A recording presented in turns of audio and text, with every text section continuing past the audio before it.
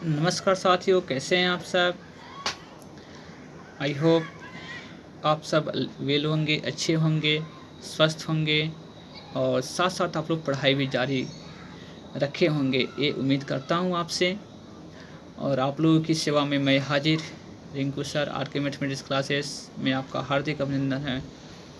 आइए आज हम लोग, आपको प्रीवियस ईयर वीडियो में बताया गया था कि कंजुगेट की जो प्रॉपर्टीज होते हैं, यानी कि Z1 इंटू Z2 का अगर होल कंजुगेट करते हैं तो ये बताया गया था आपको कि conjugate of Z1 into conjugate of Z2 हो जाता है।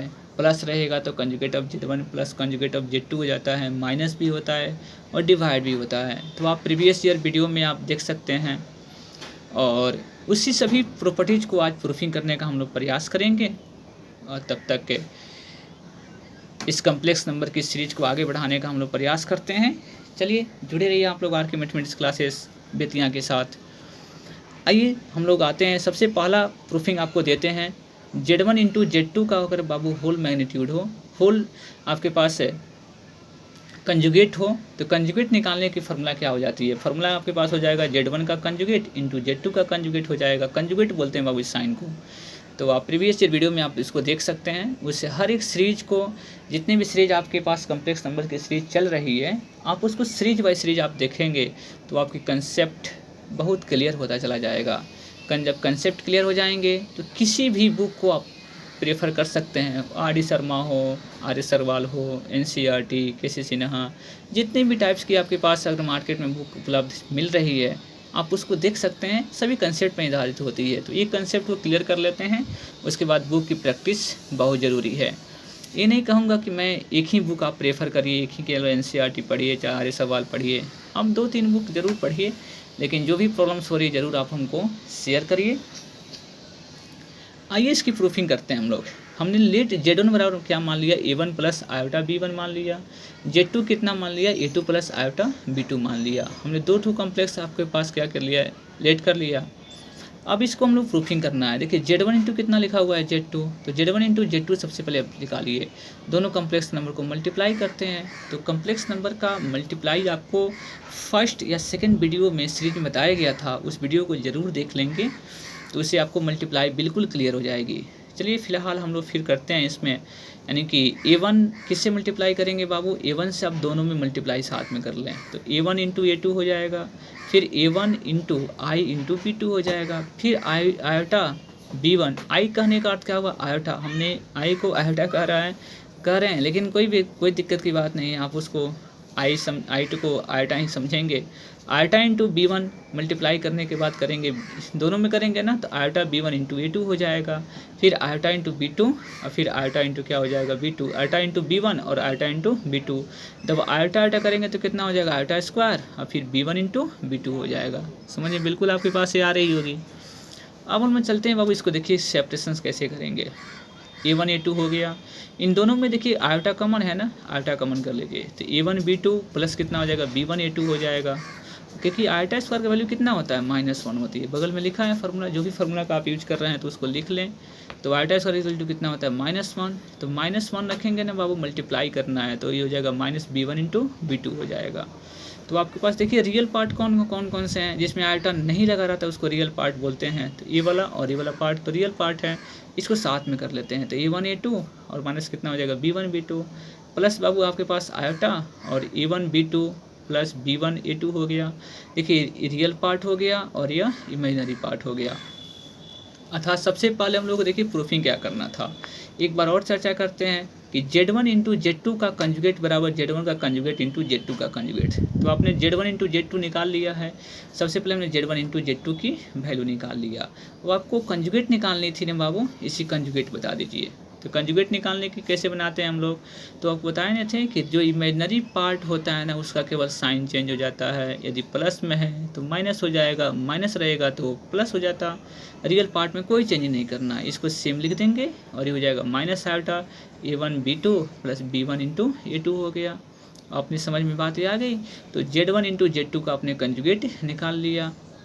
दूसरी बातें समझना है, दूसरी बाबू बातें क्या समझना था, इसमें प्रूफिंग क्या करना था, Z1 का कंजुगेट इंटू Z2 का कंजुगेट। तो Z1 का कंजुगेट निकालने का फॉर्मूला क्या होती है, क्योंकि Z1 का कंजुगेट कैसे निकालेंगे, तो Z1 बराबर दिया गया था A1 प्लस से आयोटा B1 लिखा हुआ था ना, A1 प्लस कितना लिखा हुआ था बाबू, इसको समझ लेंगे। Z1 की वैल्यू दिया गया था, हमने माना था A1 plus iota into B1। देखिए कैसे आपको बताया गया, इसमें Z1 माना गया था ना। और बताइए इसका कंजुगेट कितना हो जाएगा, कंजुगेट केवल क्या हो जाएगा, ये प्लस है तो क्या हो जाएगा माइनस, बस आपके पास क्लियर हो जाएगा। तो Z1 कितना हो जाएगा A1 माइनस आयोटा B1। फिर Z2 आप निकालेंगे बाबू ना, तो Z2 भी आपके पास Z2 का कंजुगेट निकालेंगे तो A2 माइनस आयोटा B1 हो जाएगा। तो RHS LHS की तो वैल्यू आपने निकाल लिया था, LHS आपने कितना माना था, तो Z1 इंटू Z2 का बार माना था, मतलब बार मतलब कंजुगेट, तो LHS की वैल्यू निकाल लिया। अब RHS की वैल्यू निकालनी है, दोनों प्रूफिंग करनी है सेट में। तो Z1 का बार जो निकाले हैं उसमें Z2 के बार से मल्टीप्लाई कर लेते हैं। आइए तो Z1 इंटू Z2 निकालने की बात करेंगे। सो Z1 का बार इंटू Z2 का बार, मतलब conjugate of Z1 into conjugate of Z2। दोनों जो वैल्यू मिला हुआ है ना, conjugate of Z1 conjugate of Z2 की, दोनों वैल्यू ला कर रखिए। अब इसको मल्टीप्लाई करना है। तो A1 से पहले इस दोनों में करना होगा, फिर बाबू माइनस आयोटा इंटू B1 फिर दोनों में करनी पड़ेगी, क्योंकि मल्टीप्लाई तो समझते होंगे कि पहला से दोनों में कर लेते हैं, फिर दूसरा से दोनों में कर लेते हैं।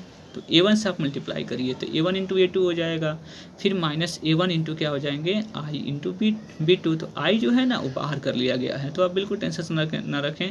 आयोटा अगर यहाँ पे भी रहता तो बाहर लिखने में कोई प्रॉब्लम्स नहीं है। इससे मल्टीप्लाई करेंगे तो आयोटा इंटू B1 इंटू क्या हो जाएगा A2, और इससे मल्टीप्लाई करेंगे तो माइनस माइनस क्या हो जाएगा मेरे भाई प्लस आयोटा स्क्वायर, फिर B1 इंटू B2 हो जाएगा।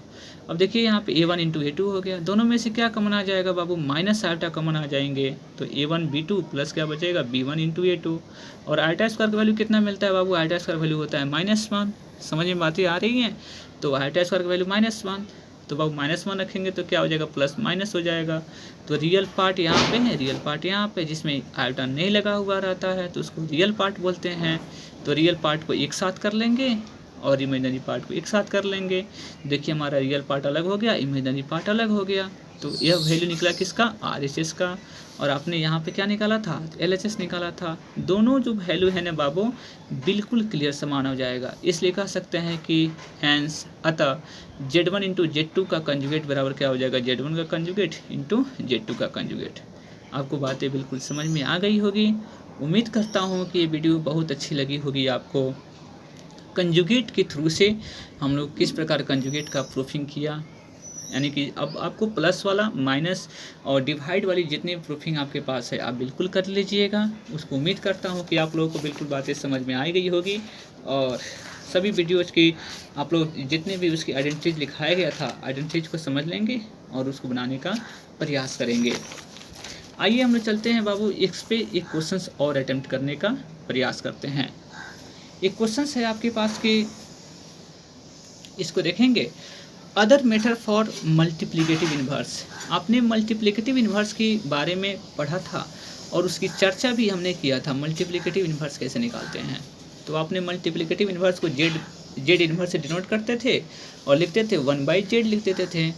लेकिन अगर आपके पास कंजुगेट और मॉडुलस आपने बात समझ लिया है तो इसके बारे में कैसे हम लोग क्वेश्चन सॉल्व करेंगे हम आपको बताते हैं। तो देखिए जेड इन्वर्स अर्थात मल्टीप्लिकेटिव इन्वर्स का वैल्यू भी कैसे निकालते हैं, इसका फार्मूला एक और होता है। आपको इसको लिख सकते हैं कंजुगेट ऑफ जेड बटा मॉडुलस ऑफ जेड का स्क्वायर, मॉडुलस ऑफ जेड का होल स्क्वायर। तो मॉडुलस तो आपको बताया नहीं गया है, नेक्स्ट वीडियो में आपको मॉडुलस बताई जाएगी, तो तब देखते हैं मॉडुलस कैसे निकालते हैं, उसके बाद फिर चर्चा करेंगे हम लोग। तो देखिए आपके पास लिखा हुआ है जेड बराबर कितना लिखा हुआ था क्वेश्चन, जेड बराबर बाबू फाइंड, समझिए कि क्वेश्चन हैं कि इफ जेड बराबर 2 - 3 आयोटा लिखा हुआ है तो आपको find Z inverse. Z inverse का अर्थ क्या हुआ कि इसको मल्टीप्लिकेटिव इन्वर्स निकालनी है। तो आप इसको डायरेक्टली भी बना सकते हैं, जैसे मॉड ऑफ जेड इन्वर्स का फार्मूला होता है 1 कितना लिख सकते हैं जेड, तो यह 1 कितना लिख लीजिएगा 2 - 3 आयोटा हो जाएगा, हो जाएगी ना। बस इसको क्या करना होगा, रेशनलाइज कर लेनी होगी क्योंकि आयोटा नीचे लगा हुआ है। तो 2 - 3 आयोटा और इंटू कितना हो जाएगा 2 + 3 आयोटा बाई 2 प्लस कितने हो जाएंगे 3 आयोटा। समझ में बात आ रही होगी आप लोगों को। अब इसको ऊपर मल्टीप्लाई करेंगे बाबू ना, तो 2 प्लस कितने हो जाएंगे 3 आयोटा। जगह थोड़ी सी कम है इसलिए ए प्लस बी और ए माइनस बी कैलकुलेशन कर लेते हैं। 2 दूनी कितना हो जाएगा 4, और ये हो जाएगा बाबू 9 आयोटा स्क्वायर होगा ना, -9 आयोटा स्क्वायर हो जाएगा। इसको लिख सकते हैं 2 प्लस कितने हो जाएगा 3 आयोटा, और बाई ये 13 हो जाएंगे, क्योंकि आयोटा स्क्वायर वैल्यू -1 होता है, तो माइनस माइनस प्लस यानी कि कितना हो जाएगा 13। एक स्टेप यहाँ से गायब किए हैं, प्लेस नहीं है इसलिए, तो 2 कितना कर लीजिएगा 13, और प्लस 3 कितना हो जाएगा 13। तो ये आपके कंजुगेट ऑफ है, मतलब मल्टीप्लिकेटिव इन्वर्स आपने निकाल लिया। यदि आपको इतनी अगर मल्टीप्लिकेटिव इन्वर्स निकालने की दूसरी मेथड आपको बता रहे थे, जिसकी फार्मूला होती है कंजुगेट ऑफ जेड बटा मॉडुलस ऑफ जेड स्क्वायर, इसके थ्रू से भी क्वेश्चंस आप निकाल सकते हैं। देखिए सबसे पहले जेड आपके पास दिया गया, सॉल्यूशन चल रहे हैं हम लोग, जेड बराबर दिया गया, तो जेड बार बताइए कितना हो जाएगा 2 प्लस कितने हो जाएंगे 3 आयोटा, क्योंकि माइनस में है तो क्या हो जाएगा प्लस हो जाएगा।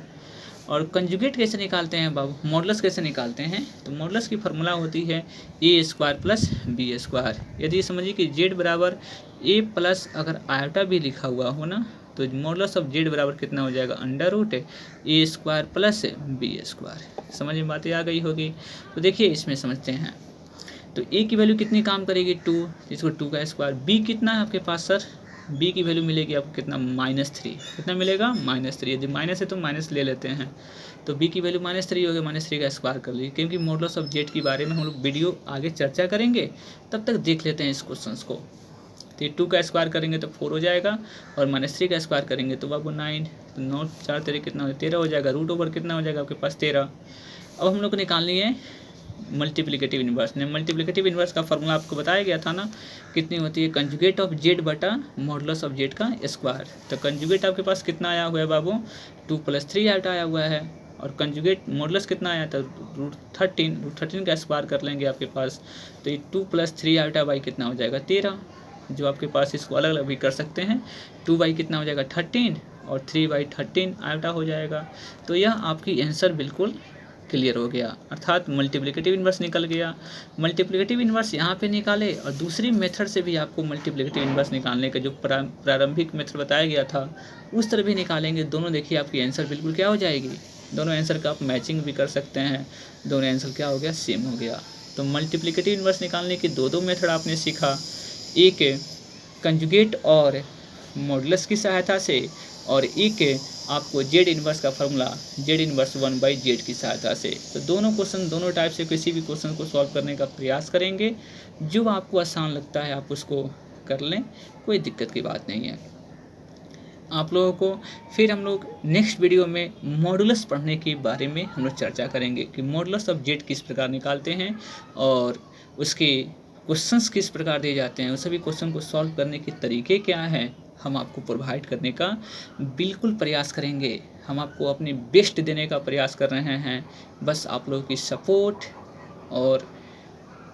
सपोर्ट और आपकी साहस, आपकी प्यार स्नेह की बस मुझे हमेशा इंतज़ार रहेगा।